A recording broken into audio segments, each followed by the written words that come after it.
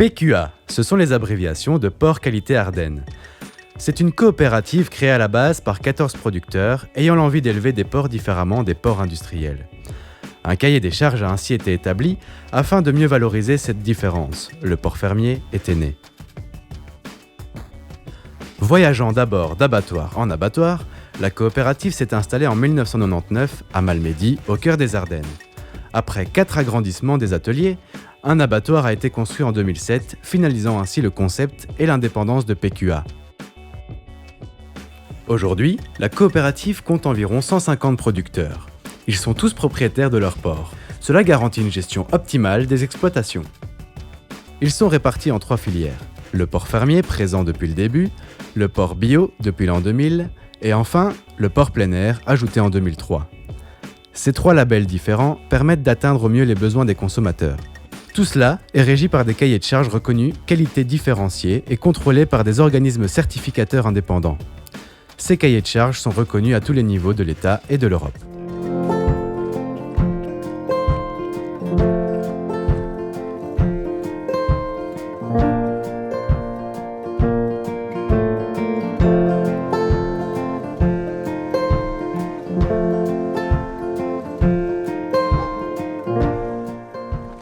PQA, il est chevilleur, abatteur et il fait la découpe. Et de ce fait-là, on arrive à vendre nos gras sans problème. PQA a développé un élevage de porc plein air qui est ici caractérisé par la rusticité de la mère, c'est la Duna. La Duna est une race française qui se prête très très bien pour le porc plein air. Vous avez du sang du roc dans cette race. L'avantage, c'est qu'au niveau maladie, on est très très peu sensible aux maladies. Antibiotiques, 0%. Ça, c'est que du bonheur pour l'éleveur et pour le consommateur. Cette race Duna est croisée en terminale avec du piétrin pour donner un peu de conformité à la viande, ce qui est très important. Du fait que la naissance se fait en plein air, ça c'est un atout exceptionnel, c'est qu'en fait le porc il est en milieu naturel, donc il trouve tout ce dont il a besoin sur le terrain en fait. À 2 ou 3 jours, une des choses que le porcelet va faire, c'est manger de la terre, parce qu'au niveau minéral et oligo, il va trouver tout ce dont il a besoin, quoi. Et en fait, la truie reste 4 semaines avec ses porcelets, elle les allaite 4 semaines. Ensuite, il y a le sevrage, donc on sépare la truie des porcelets. Et donc les truies retournent à l'étable pour être par la suite inséminées. Et les porcelets, on les met dans des cabanes post-sevrage, où on va encore les garder 6 semaines. À peu près 5 à 6 semaines, pour qu'ils fassent aux alentours de 20-22 kilos. Alors l'engraissement, il se passe ici. Ils ont une surface qui correspond plus ou moins à 2 terrains de tennis par cochon, ce qui est énorme. Un gras, je vais dire, de la naissance qui part entre 100 et 120 kilos, il faut compter 6 mois. On les soigne tous les jours au matin, 7 jours sur 7, le dimanche aussi. Le 31, le 1er janvier, pareil. Toute l'année, là. L'aliment se compose de 100% végétal, 75% de céréales au moins. On n'utilise pas d'antibiotiques, pas d'OGM et pas de substances de croissance.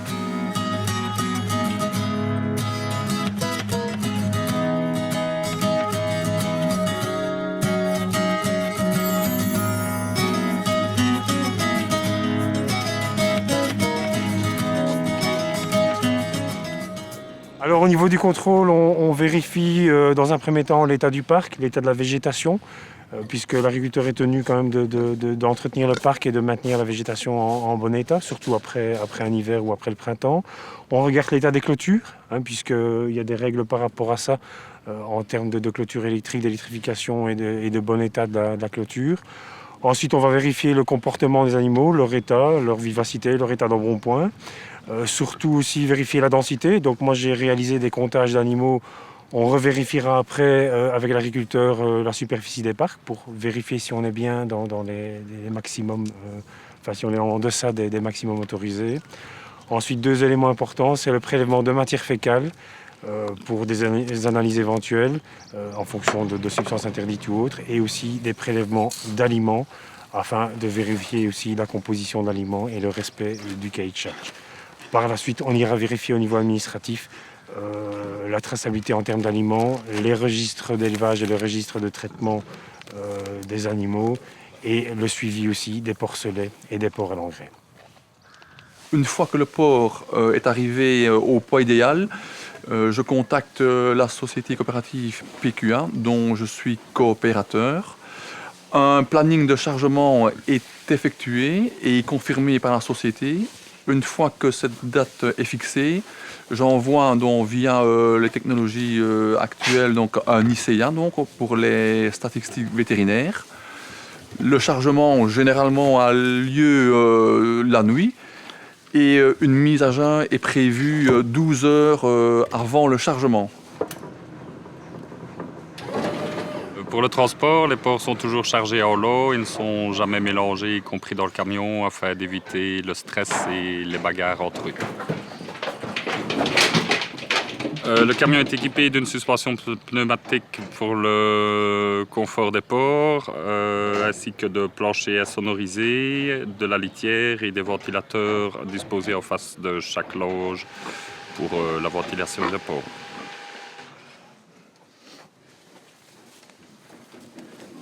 Avant de quitter l'exploitation, je remplis un bon de chargement signé par le producteur et par moi-même. C'est une des étapes de la traçabilité de la viande.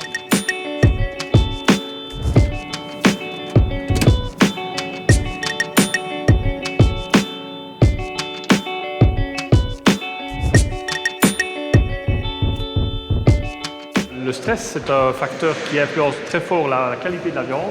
Donc à l'abattoir, on fait tout ce que l'on peut pour maîtriser ce facteur très important. La première des choses, c'est la maîtrise des facteurs de stress au niveau du déchargement. Donc on décharge le plus en douceur les animaux, on les garde dans leur lot, on les garde par producteur bien entendu, et on leur permet de se détendre avec une brumisation qui inonde, qui arrose toutes les tables. À l'arrivée des porcs, donc le chauffeur qui a rempli le bon de chargement en ferme le donne au préposé, qui lui contrôle si le bon correspond à l'ICA, donc information chaîne alimentaire. C'est un document que les producteurs nous fournissent 48 heures avant l'abattage. Et alors à ce moment-là, l'opérateur qui est sur la chaîne donne l'information au vétérinaire qui lui autorise l'abattage ou pas. Donc comme on a des animaux, des porcs, à partir du moment où on a bien compris que le porc est un animal qui se déplace en groupe, on fait tout pour amener cet animal en groupe jusqu'à la nacelle d'anesthésie. C'est le plus important pour que l'animal ne soit pas contrarié.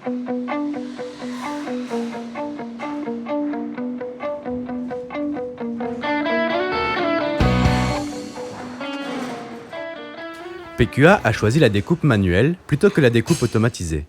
Cela permet en effet d'assurer la traçabilité plus facilement, grâce notamment à des aides visuelles pour séparer les différentes filières, tout en assurant un circuit de viande allant constamment vers l'avant. La sélection des carcasses qui iront entières chez les bouchers est effectuée sur base de critères précis de chaque client, classe, poids, desiderata du boucher. Les carcasses qui restent après ce premier tri vont dans le deuxième frigo, dit de maturation. Elles sont destinées à être découpées. L'opération de découpe est totalement manuelle pour garantir une découpe précise et de toute première qualité. Les pièces nobles sont ficelées avec des ficelles de la couleur de la filière, de manière à avoir une reconnaissance facile, et sont pendues sur des pics adéquats. Le petit maigre est transformé dans nos ateliers en charcuteries diverses, que ce soit pâté, saucisson, etc. Quant au jambon, poitrine et carré, elles sont également transformées en salaison. Les commandes sont encodées au bureau et transmises automatiquement à la production. Il suffit alors à l'opérateur d'entrer les poids pour qu'il se retrouve directement au service de facturation. Nos opérateurs responsables des commandes sont spécialisés et connaissent les desiderata des clients pour un service optimal et personnalisé, notamment au niveau des caractéristiques de la viande. Pour éviter toute confusion, chaque tournée possède sa propre localisation dans nos ateliers. Le chauffeur charge ses carcasses de porc et les commandes complètes pour livrer les clients de sa tournée. PQA assure personnellement la distribution de ces viandes 2 fois par semaine, partout en Belgique, aux Pays-Bas et au Grand-Duché du Luxembourg, afin de maintenir un contact direct avec ses clients. Le consommateur reconnaît le boucher qui distribue la viande de PQA grâce à différents panneaux mentionnant la provenance des porcs et la filière.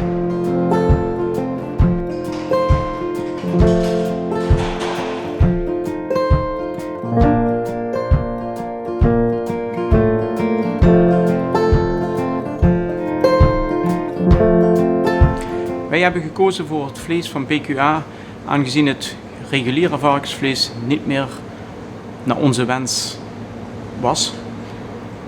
Derhalve waren we op zoek naar iets anders. En zo zijn we terechtgekomen bij PQA.